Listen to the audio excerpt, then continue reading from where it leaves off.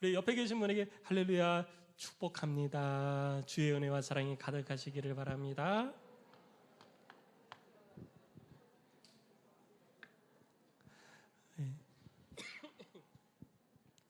네, 이런 이 축복의 인사가 항상 아직도 안 끝나셨어요. 축복의 인사가 항상 여러분들의 삶 가운데 넘쳐나시기를 주의 이름으로 축원합니다. 우리가 마태복음을 주일 낮에 함께 살펴보고 있는데요. 이제 마태복음의 큰 줄거리를 여러분들이 아마 이해를 하는 게 아니라 내가 이야기를 할 수 있지 않을까 이렇게 생각이 되어져요. 여러분, 내가 무엇을 배워서 그것을 확실하게 알고 있다라고 하는 것은 뭐냐면 다른 사람에게 그것을 가르칠 수 있을 때 내가 확실히 알고 있다라고 얘기를 하는 거예요. 그래서 제가 가정교회에 예배를 드리는 가정교회 교환에다가 마태복음의 전반적인 줄거리를 한번 이야기해 보세요라고 제가 기록을 해두는 이유가 내가 확실하게 알고 있으면 그렇게 이야기를 할 수 있기 때문이에요. 근데 내가 확실하게 알고 있는 거는 같은데 이야기를 못한다? 그러면 내가 확실한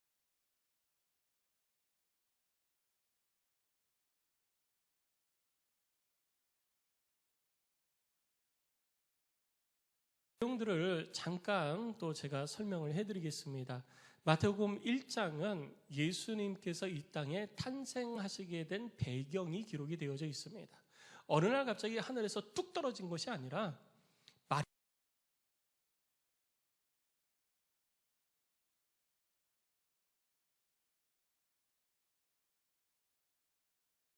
것임을 증거를 해주고 있는 것입니다. 그리고 2장, 3장, 4장에서는 그렇게 이 땅에 오신 예수님에게 어떠한 일들이 있었는지에 대해서 예수님에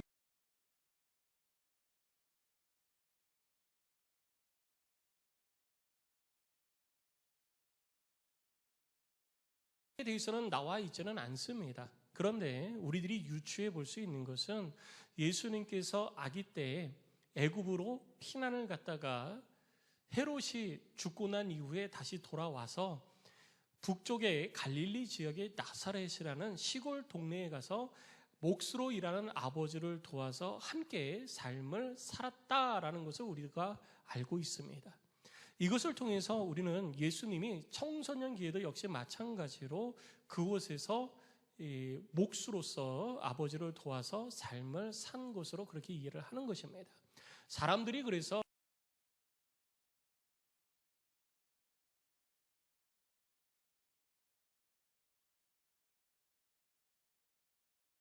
이 되어졌을 때에 요단강으로 내려오셔서 세례 요한에게 세례를 받으시고 난 이후에 광야로 나아가셔서 40일간 금식하면서 기도하시고 그리고 사단의 유혹을 이겨내십니다.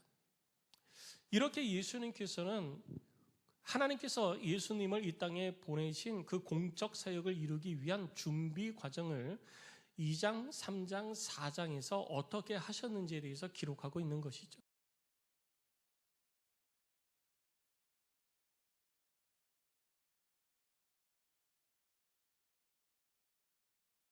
그래서 산에 오르셔서 하나님의 말씀, 곧 천국 복음을 선포를 해 주시기 시작을 하십니다.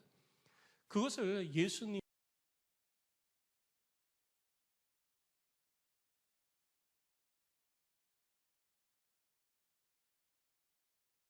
5장, 6장, 7장 세 개장에 걸쳐서 기록이 되어져 있고 산상수훈의 첫 시작 설교는 바로 팔복 설교가 되었던 것입니다. 그래서 팔복이 곧 산상수훈이 아니라 산상수훈 안에 팔복 설교가 함께 들어가 있는 거예요. 그것을 통해서 우리들이 알 수 있는 것은 예수님께서 단순히 교훈적인 혹은 도덕적인 설교를 하는 것이 아니라 하나님의 백성으로서 삶을 살아가고 있는 이스라엘 사람들에게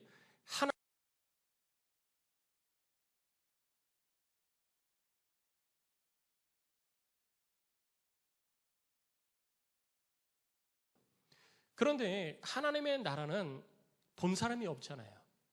눈으로 본 사람이 없으니까 예수님께서 설교를 통해서 말씀하신 그 하나님의 나라가 이 땅 가운데 이루어지면 어떻게 되어지는지를 내가 설교만 했는데 말로만이 아니라 내가 실제로 이런 것이다 라고 하는 것을 이스라엘 백성들에게 나타내 보여주셨습니다. 그래서 마태복음 8장 9장에서는 예수님의 기사와 표적이 들어있는 거예요. 기사와 표적이 예수님께서 그냥 행하신 것이 아니라 하나님의 나라가 임하면 이런 일들이 일어난다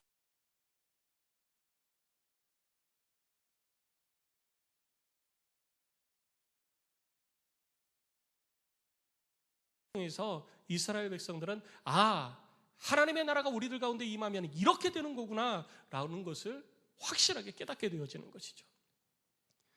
그렇게 예수님께서 기사와 표적을 나타내시는 일들을 하시고 난 이후에 제자들을 11장에서 12명의 제자들을 부르셔서 그들을 이제 전도의 현장으로 내보내십니다. 그들을 전도의 현장으로 내보내시면서도 예수님의 마음은 안타까움이 있어요. 왜냐하면 아직 부족하다라는 것을 예수님이 아시기 때문에. 근데 왜 부족한데도 예수님은 제자들을 하나님의 말씀을 전하라고, 천국 복음을 선포하라고 내보내셨던 것일까요? 그것은 예수 그리스도를 통해서 천국 복음을 깨달은 사람은 이 땅의 삶을 살아가는 동안 천국 복음을 전하는 복음의 증인의 삶을 살아야 되기 때문이에요. 내가 신앙생활을 얼마나 오래 했느냐, 적게 했느냐, 그것이 중요한 것이 아닙니다. 신앙생활을 오래 해가지고 내가 10년, 20년을 했으니까 천국 복음을 전할 수 있다? 아닙니다. 내가 신앙생활을 한 지가 얼마 안 돼서 천국 복음을 전할 수 없다? 그것도 아니에요. 내가 능력이 있어서 기사와 표적을 나타내서 내가 은사가 있어서 천국 복음을 전할 수 있고 내가 은사가 없기 때문에 천국 복음을 전할 수 없다? 그것도 아니에요. 중요한 것은 누구든지 예수 그리스도를 통해서 천국 소망을 소유한 자는 어디에서든지 이 땅에서 하나님의 천국 복음의 증인이 되어야 되는 것입니다. 그래서 예수님은 이제 막 예수님으로부터 훈련받기 시작한 제자들을 세상 가운데 복음의 증인으로 내보내신 거예요.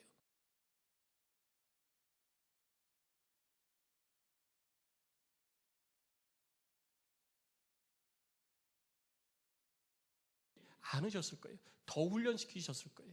완전해질 때까지 예수님께서 부여잡고 복음은 이렇게 하는 거다. 자, 따라 해봐라. 그러면서 하나부터 열까지 계속 가르쳤을 거예요. 그런데 예수님 그렇게 하지 않으셨어요. 예수님께서 보여주시고 자, 가서 전해라 하고 제자들을 둘씩 짝지어 내보내셨던 것입니다. 그런데 안심이 안 되니까 너희들 가서 복음을 전할 때 이런 부분들은 이렇게 대처를 해야 된다라고 가르쳐 주신 내용이 10장에 기록이 되어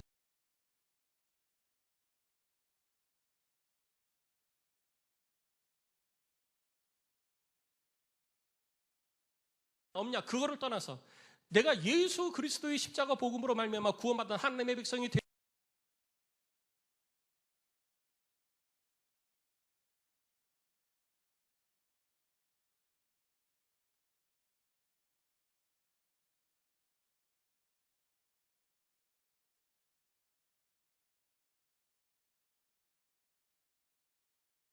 도 전도의 현장으로 나가셨어요. 예수님도 전도의 현장으로 나가실 때 요한의 제자들이 찾아옵니다. 요한이 질문이 있어서 자기가 옥에 갇혀 있으니 제자들을 보내서 예수님께 이것 좀 물어봐라 라고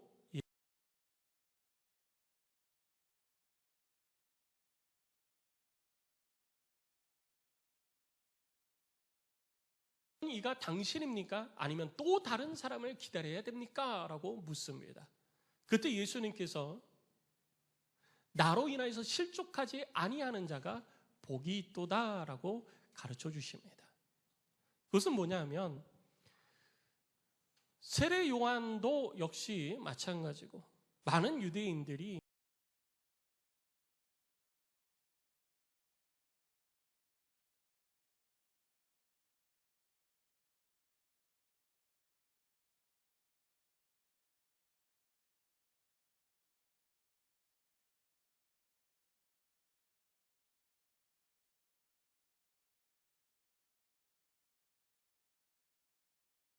일하심을 먼저 볼 수 있어야 되는 것입니다.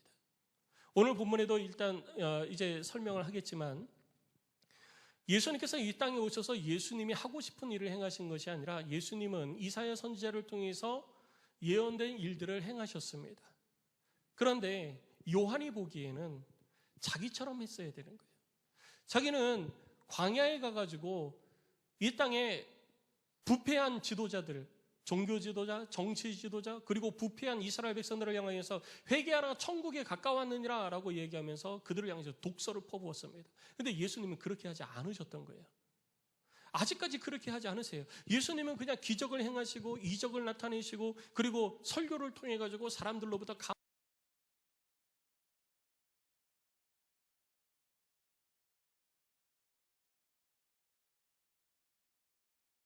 때문에 제자들을 보내서 제가 또 다른 사람을 우리가 기다려야 됩니까? 라고 물어봤던 것입니다. 이에 예수님께서는 네가 가지고 있는 기준을 가지고 판단하지 말고 하나님의 말씀이 어떻게 이루어지는지를 보아라 라고 가르쳐 주시는 것입니다. 그렇게 예수님은 세례 요한의 제자들의 물음에 답변을 해주시고 나서 계속해서 고을들을 돌아다니시면서 천국 복음을 전하셨습니다. 그렇게 여러 고을들을 향해서 천국 복음을 전하시던 가운데에 오늘 20절 상반절에 보면 예수님께서 이렇게 말씀을 하고 계십니다. 예수께서 권능을 가장 많이 행하신 고을들이 있었어요. 예수님께서 가장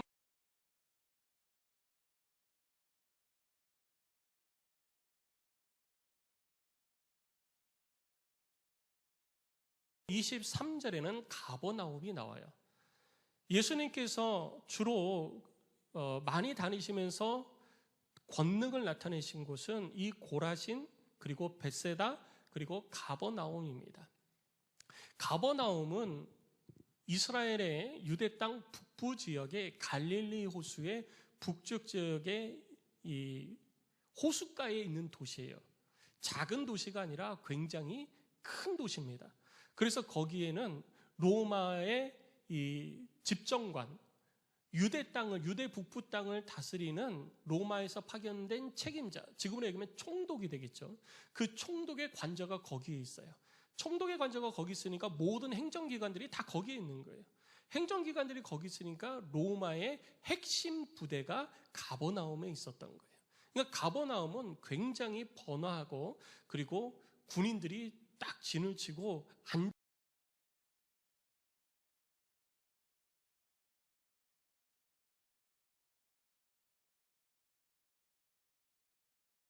시간 정도 걸어서 1시간 정도 떨어진 곳에 고라신이라는 도시가 있었습니다.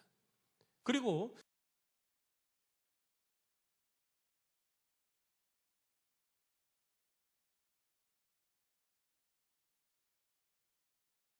있는 곳에 벳세다가 있었습니다.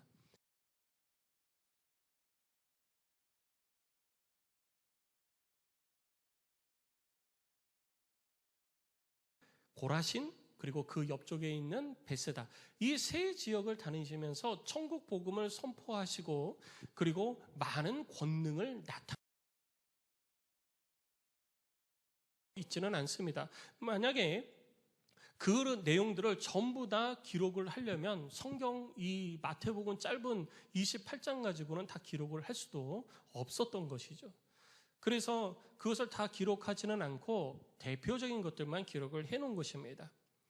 우리들이 그 내용들을 좀 살펴보면 그 벳세다 같은 경우에는요, 누가복음 9장 10절을 보니까 예수님께서 오병이어의 기적을 행하셨던 곳이 그곳이 바로 벳세다예요. 그 다음에 마가복음 8장 22절을 보면 맹인의 눈을 치유해 주셨던 곳도 역시 벳세다입니다. 그리고 가버나움에서는 이미 우리가 마태복음을 통해서 살펴본 것처럼 백부장의 하인을 고쳐주셨고 들것에 실려온 중풍병자를 고치신 사건이 마가복음 2장에 기록되어져 있어요. 그러니까 마태복음은 기록하지 않았지만 마가는 그 사건을 기록한 거예요. 그리고 요한복음 4장에 보면 왕의 신하의 아들을 예수님께서 고쳐주신 사건이 바로 이 가버나움에서 있었던 것을 우리들이 볼 수가 있습니다. 요한은 기록을 했지만 마태는 기록하지 않고 또 마가는 기록했지만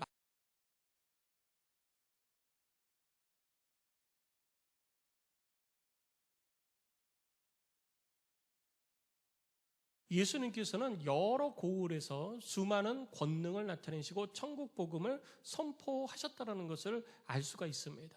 그런데 예수님께서 화가 나신 거예요. 자, 20절 하반절을 보면 그 고을들이 회개하지 아니하므로 그때 예수님께서 그 고을들을 책망하셨다라고 기록하고 있습니다. 그리고 책망하시면서 하신 말씀이 뭐냐 하면 화 있을진저, 고라시나 화 있을진저, 베세다야 너희에게 행한 모든 권능을 두로와 시돈에서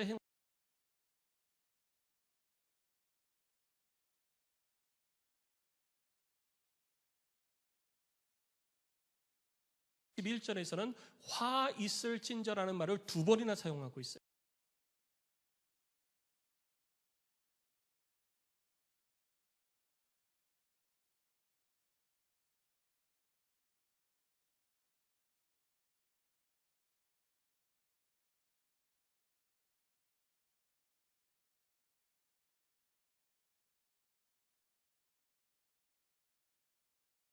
대노를 하셨던 거예요. 그럼 그들을 향해서 대노하신 이유가 뭐냐? 하나님의 말씀을 전해도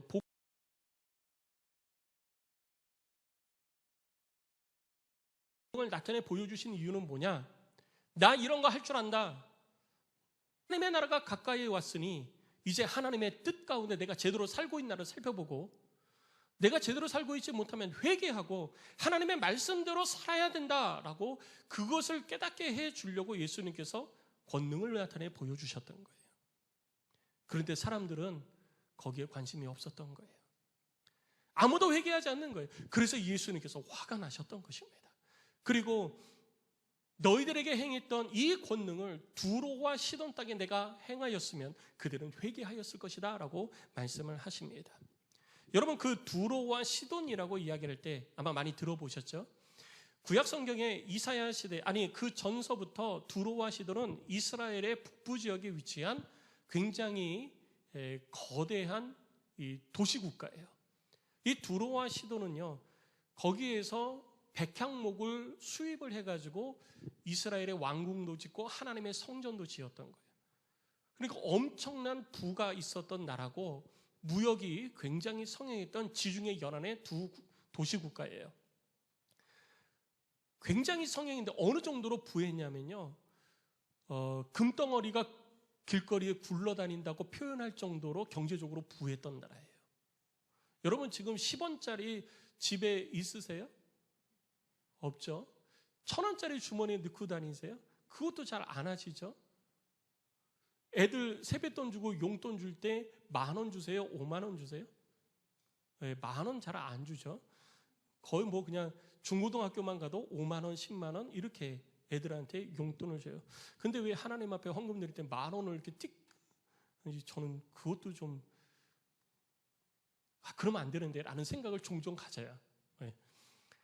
근데 어쨌든 그 두로와 시돈이 그렇게 유명한 도시국가였는데 그러다 보니까 두로와 시돈이 스스로 우리를 누가 망하게 하랴, 우리를 누가 허물겠느냐, 우리는 영원하리라 라고 스스로를 막 높인 거예요. 그래서 이사야 선지자와 에스겔 선지자를 통하여서 하나님께서 뭐라고 말씀하시냐면요, 두로와 시돈을 내가 멸하리라 라고 말씀을 하신 거예요. 두로와 시돈을 멸하리라. 그래서 결국 두로와 시돈은요, BC 344년에 알렉산더 대왕에 의해 가지고 정말 처참하게 멸망을 당하게 되어집니다. 정말 처참하게 성벽이 무너지고 완전히 진짜 폐허가 돼버려요. 그런데 예수님께서 뭐라고 말씀하시냐면요, 두로와 시돈도 내가 나타내는 권능을 보고 회개하였을 거리다. 그 말은 뭐냐면 너희는 두로와 시돈보다도 못하다는 거예요. 이건 이스라엘 백성들이 굉장히 유대인들에게 충격적인 말입니다. 왜냐하면 두로와 시돈은 이방인이에요. 유대인들은 이방인들에 대해서 어떻게 생각을 했냐면 사람이라고 생각을 안 했습니다. 개, 돼지 취급을 한 거예요. 짐승 취급을 했어요. 그래서 상종을 안 합니다. 심지어 사마리아 지역이 이방인들과 피가 섞였다고 그래가지고 유대인들이 사마리아 사람들을 개, 돼지 취급하고 짐승 취급하고 상종도 하지 않았던 모습들을 우리는 성경에서 볼 수 있는 거예요. 자기 민족인데 피가 섞였다고 아주 그냥 멸시를 하고 인정도 안 해버리는 것이죠. 제가 언젠가 한번 말씀을 드렸지만 가끔 이스라엘 유대인들의 삶 그래가지고 다큐멘터리가 나오는 게 있을 거예요. 거기 보면 유대인들의 그 정통 유대인들의 부엌을 보면 싱크가 항상 2개가 있어요. 싱크가 2개가 있는데 하나는 자기들이 먹은 그릇 닦는 데고 하나는 이방인 음식들이 담겼던 그런 그릇을 닦는 거예요. 그러니까 그거 섞어서 닦지 않습니다. 섞어서 닦으면 큰일 나요. 우리 집 개밥 그릇에 내가 밥 덜어 먹는 거랑 똑같은 거예요. 그들은 그렇게 생각하는 거예요. 그래서 절대로 섞지 않습니다. 따로 놓는 거예요. 처음에는 싱크를 2개를 한 게 아니라 깨버렸어요. 이방인 음식 담은 것을 돼지고기 담았다 그런 걸 깨버린 거예요. 근데 하도 그릇을 깨버리니까 아깝잖아요. 그러니까 싱크를 2개를 놓고 이방인들이 쓰던 것을 이쪽에서 닦고 유대인들이 먹은 그릇은 이쪽에서 닦는 거예요. 그만큼 이방인들에 대해서 멸시했는데 예수님은 지금 뭐라는 너희들은 이방인들보다도 못하다고 책망하는 거예요. 더 적나라하게 표현하면 너희는 짐승보다도 못한 놈들이다라고 예수님께서 그들을 책망하고 있는 것입니다. 그만큼 이스라엘 백성들의 회개하지 않는 행동은 굉장히 큰 문제가 있는 거예요. 그리고 예수님께서 이어서 말씀하시기를 23절 말씀에 가버나움에 대해서 이야기를 하고 계십니다. 가버나움 또한 예외가 아니에요. 가버나움은 아까도 말씀을 드렸듯이 갈릴리 북부 지역에 갈릴리 호수 연안에 있는 굉장히 큰 도시입니다. 거기는 경제적으로 다른 지역에 비해서 로마의 지배를 받고 있기는 하지만 경제적으로, 사회적으로, 정치적으로 안정이 되어져 있는 거예요. 그곳에 있는 유대인들은요, 조금 더 잘 살기 위해서 높은 지위에 올라가기 위해서 열심히 노력합니다. 내가 유대인으로 로마와 대적해서 사는 사람들도 있지만 내가 조금만 자존심 굽히면 로마의 세금 징수원이 돼서 내가 사람들로부터 세금 받고 그걸로 내가 착복하고 내가 더 부를 누리며 살 수 있는데 내가 로마 사람들하고 같이 조금만 자존심 굽히고 결탁하면 높은 고위 정치 자리에 올라갈 수 있는데 마치 일제강점 시대에 우리나라 사람들이 일본 사람들과 결탁해서 높은 고위 자리에 올라가서 온갖 만행을 행한 것처럼 유대인들도 그렇게 할 수 있었어요. 그래서 사람들은 회개라기보다는 자신의 잘못을 감추기에 급급했던 것입니다. 그런 곳을 향해서 예수님께서 뭐라고 말씀하시냐면 23절을 보니까 가버나움아 네가 하늘에까지 높아지겠느냐 음부에까지 낮아지리라. 네가 행한 모든 권능을 소돔에서 행하였더라면 그 성이 오늘까지 있었으리라 라고 말씀하고 계십니다. 역시 가버나움도 소돔처럼 멸망하게 될 것이다.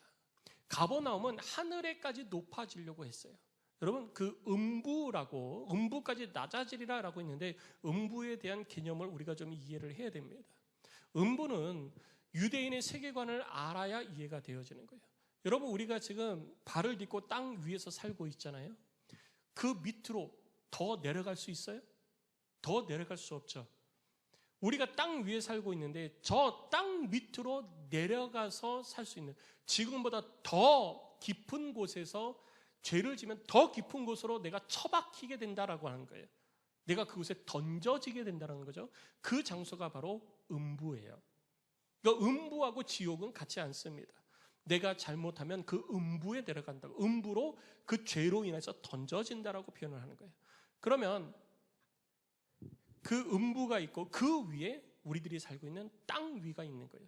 땅 위에 뭐가 있냐면 하늘이 있고 하늘 위에 궁창이 있는 거예요. 그리고 그 궁창 위에 낙원이 있는 거예요.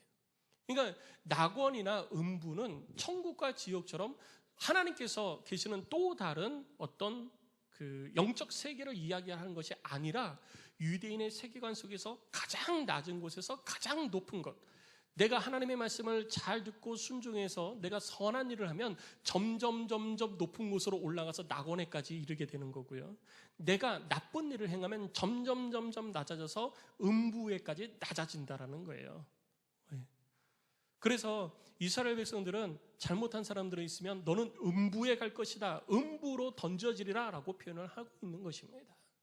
자, 예수님께서도 가버나움에 있는 사람들이 정치적으로, 경제적으로 더 높은 자리에 올라가려고 끊임없이 자신의 잘못을 보지 못하고 인정하지 못하고 위로 올라가는 것을 보면서 너희들이 그렇게 위로 올라가려고, 올라갈 수 없는 그 하늘 끝까지 올라가려고 그렇게 노력하지만 너희는 결국은 음부에 던져지는 그런 결과를 맞이하게 될 것이다. 마치 소돔성이 멸망한 것처럼 24절에 보니까 너희에게 이르노니 심판날에 소돔 땅이 너보다 견디기 쉬우리라. 심판날이 오게 되어져요. 그 심판날에는 가버나움이 소돔보다 더 견디기 힘들 것이라는 거예요. 여러분, 소돔에 어떤 일이 있었는지 아시죠? 소돔 땅에 유황불이 내려서 흔적 없이 사라져 버렸어요. 지금도 소돔성이 있다라는 것만 알지, 소돔성이 어디쯤 있었을 것이라는 것만 알지 소돔성의 흔적이 없습니다. 여러분, 고고학자들이 지리적으로 막 이렇게 연구를 하면 여기가 어떤 성이었다, 과거에 여기가 어디 성이었다, 소돔보다 훨씬 더 오래된 지역도 그 흔적들이 나와요. 그런데 소돔은 흔적이 없어요. 흔적이 없어요. 하나님께서 소돔성을 향하여서 징계를 하시고 유황불을 비처럼 내리셨더니 소돔성이 흔적도 없이 사라진 거예요. 가버나움이요, 지금은 잘 산다고 그러고 지금은 경제적으로 조금 더 낫다고 이야기를 하지만 심판날에 되어지면은 그들도 역시 하나님의 심판을 피하지 못하고 소돔성보다 더 힘든 결과, 더 패망하는 결과를 얻게 될 것이라고 말씀하고 있습니다. 이것이 예수님께서 오늘 가버나움과 그리고 고라신과 벳세다를 향해서 말씀하신 내용이에요. 자, 벳세다와 가버나움과 그리고 고라신을 향해서 말씀하신 이 예수님의 이 책망은 단순히 그 성읍에 사는 사람들을 향해서 이 성에 사는 사람들은 다 화 있을진저라고 하신 것이 아니에요. 그들의 어떤 잘못된 행동 때문이었습니다. 그들의 잘못된 행동이 무엇이냐? 회개하지 않았던 거예요. 하나님의 말씀이 선포되어지고 하나님의 권능이 나타나지만 하나님의 선포되어지는 말씀에 귀를 막았고 하나님의 권능이 나타나는 것에 눈을 감았던 것입니다. 그리고 내가 원하는 것만 들었던 거예요. 우리가 하나님의 말씀에 대한 자세를 다시 한번 돌아볼 수 있어야 됩니다. 내가 뜻을 세우고 내가 계획을 합니다. 그리고 내가 뜻을 세우고 내가 계획한 것에 대해서 하나님의 말씀이 어디에서 내 뜻을 인정해 주나? 여러분, 그거 찾고 계십니까? 그게 문제인 거예요. 내가 뜻을 세우고 내가 계획을 해놓고 이것이 하나님의 말씀에 어디에서 이렇게 해도 된다라고 얘기한다. 그거 찾고 계십니까? 그것은요, 하나님의 말씀보다 내 뜻이 우선되어지는 거예요. 우리는 내가 먼저 뜻을 세우면 안 됩니다. 하나님의 말씀이 내 뜻보다 우선되어져야지 돼요. 그러지 못할 때 우리는 하나님 앞에 회개해야 되는 거예요. 그런데 회개에 대해서 우리들이 잘 이해를 해야 됩니다. 회개에 대해서 우리들이 잘못 이해하고 있는 게 있어요. 그게 뭐냐면요, 회개는 죄에 대한 인식이 아니에요. 회개는 주님, 내가 이거 잘못했습니다. 옛날에는 몰랐지만 지금은 깨달았습니다. 주님, 내가 잘못했습니다. 라고 하는 것이 회개라고 생각하십니까? 아니에요. 그건 회개가 아닙니다. 그건 죄에 대한 인식이에요. 회개는 뭐냐면요, 그 자리에서 벗어나는 거예요. 내가 죄의 자리에 올라서 있으면서 여기 있으면 죄네. 당신 거기 있으면 죄예요. 잘못한 거예요. 거기 있으면 안 돼요. 라고 하니까 여기 있으면 안 돼요? 난 몰랐어요. 여기 있으면 안 되는 거구나. 라고 그 위에 계속 올라서 있으면서 내가 잘못했어요. 미안해요. 내가 실수했어요. 라고 인정한다고 해서 그것이 회개가 된 게 아니에요. 회개는요, 내가 내 잘못을 발견했으면 그 자리에서 벗어나야 되는 거예요. 그 자리에서 내려와야 되는 거예요. 그 자리에서 돌이켜야 되는 거예요. 그것이 회개인 것입니다.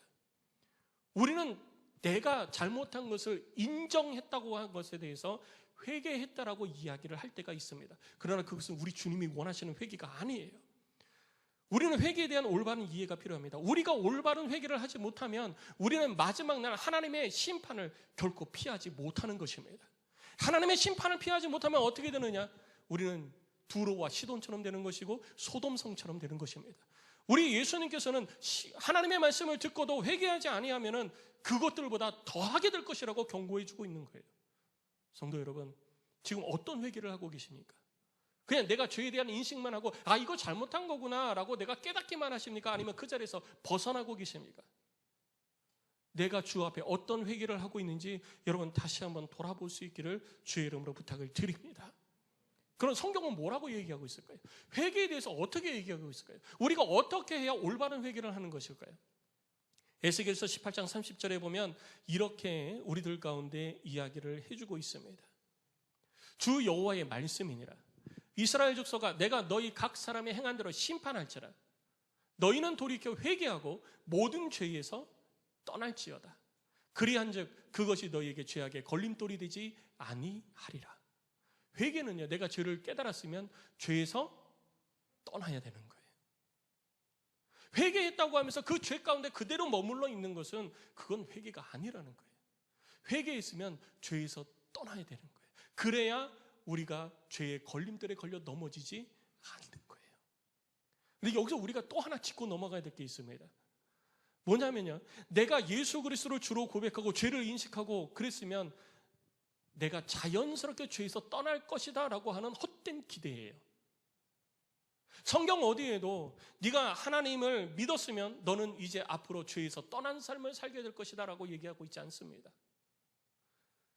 성경은 우리들 가운데에 네가 죄에 대해서 인식하고 예수 그리스도를 주로 고백하고 하나님의 말씀대로 삶을 살려고 힘쓰면 너는 앞으로 죄를 짓지 않을 거야, 걱정하지 마, 이렇게 얘기하고 있지 않습니다.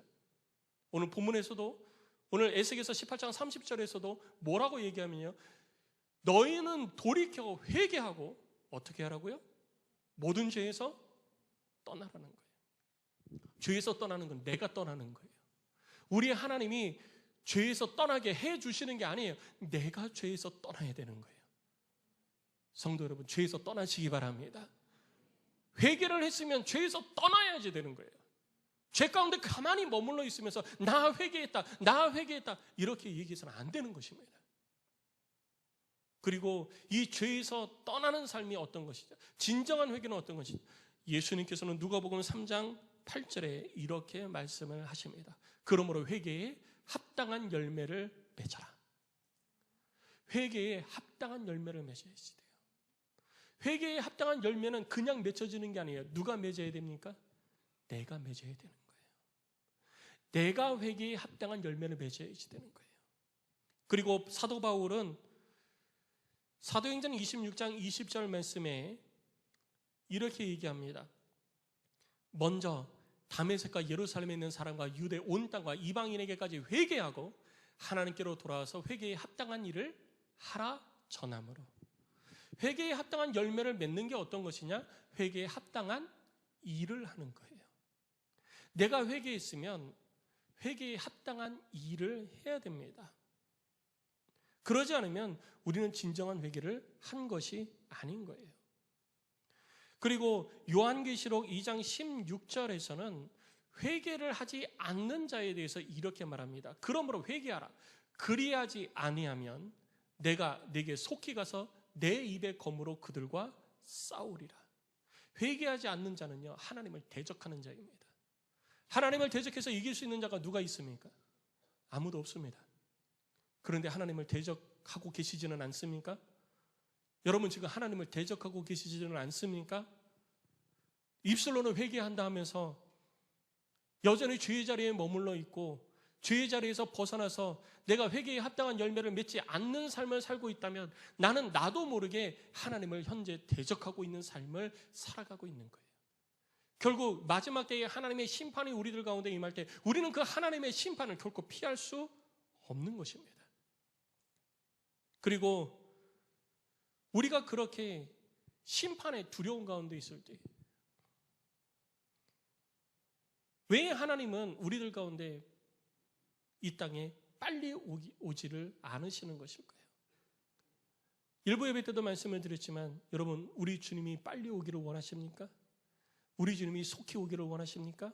그럼 많은 분들이 네! 라고 대답할 거예요. 아멘! 하고 대답할 거예요.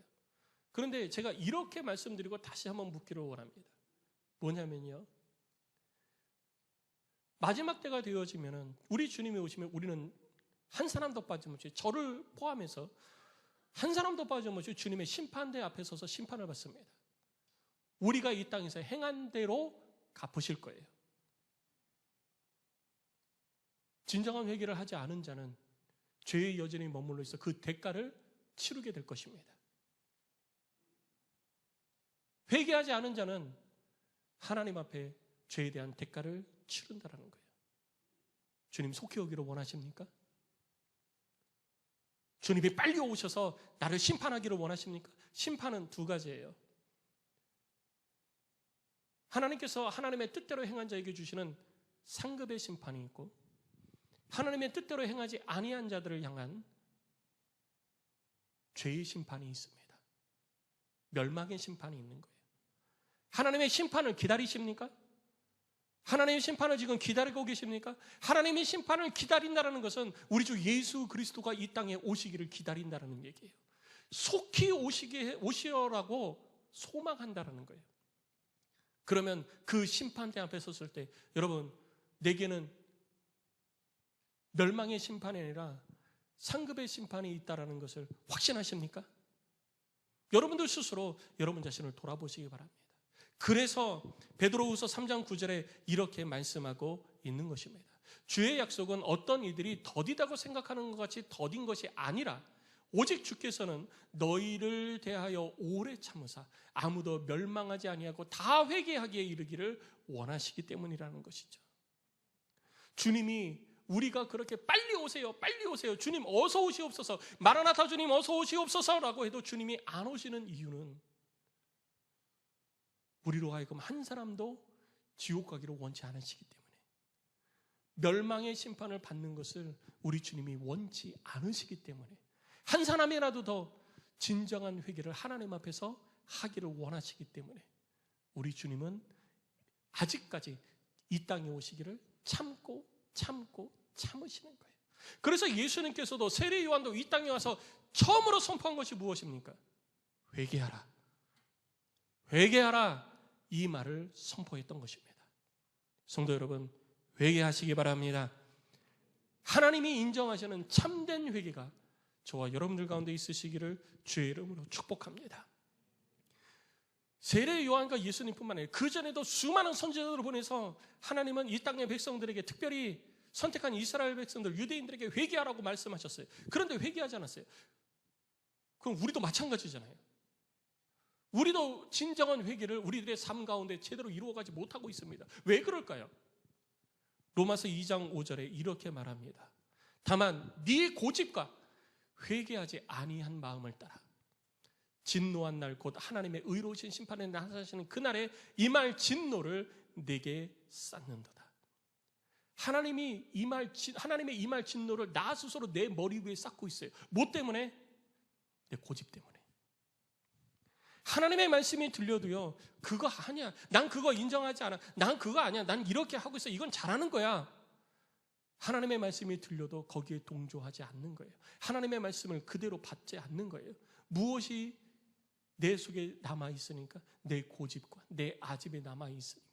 내가 가지고 있는 신앙적 경험이 내 속에 또아리 틀고 있어가지고 하나님의 말씀이 우리들 가운데 선포되어져도 깨닫지를 못하는 거예요. 마치 지난주 우리들이 예수님이 이 세대에 대해서 평가하신 것처럼, 장터에서 수많은 아이들이 놀면서도 우리 이거 하자 저거 하자라고 하는데, 나 그거 싫어, 난 그거 안 할 거야, 난 이거 할 거야. 내 마음에 원하는 것을 얻기 위하여서 다른 것에 대해서는 아무런 것도 관심 갖지 아니하는 그 모습이 어쩌면 저와 여러분들의 모습일지도 모른다는 것입니다. 하나님의 말씀이 우리들 가운데 선포되어져도요, 우리는 여전히 고집 부리고 있는 거예요. 아니야, 그거 아니야, 난 그렇게 생각 안 해, 난 이렇게 생각해, 하나님께서 이렇게 말씀하신 거잖아 라고 이야기를 하는데, 그것이 정말 하나님의 말씀입니까?